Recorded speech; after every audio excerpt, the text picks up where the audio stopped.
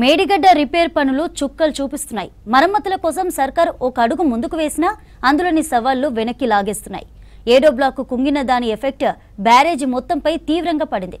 దీంతో రిపేర్ పనుల డిజైన్లకు మరింత ఆలస్యంగా కానుంది. ఒకవేళ ఒక బ్లాక్కే రిపేర్ చేసినా మిగతా బ్యారేజీపై ప్రభావం పడే అవకాశం ఉందా అన్న దానిపై స్టడీ చేస్తున్నారు నిపుణులు.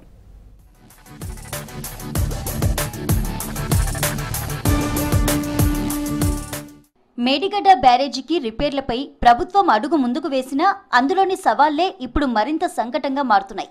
బ్యారేజీలోని సీసీ బ్లాక్లు, రాఫ్ట్, లాంచింగ్ యాప్రాన్స్ సహా మొత్తం డ్యామేజీలే ఉన్నట్టు నేషనల్ డ్యామ్ సేఫ్టీ అథారిటీ తుది నివేదిక తేల్చి చెప్పింది.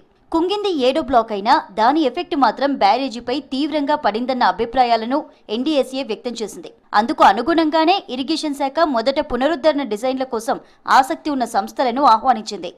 అయితే ఇప్పుడు మొత్తం బ్యారేజీకే కొత్తగా డిజైన్లు చేయాల్సి ఉంటుందన్న అభిప్రాయాలు వ్యక్తమవుతున్నాయి. ఇంతకు ముందున్న డిజైన్లలో లోపాల కారణంగానే బ్యారేజీకి పెను నష్టం జరిగిందని తెలిపారు.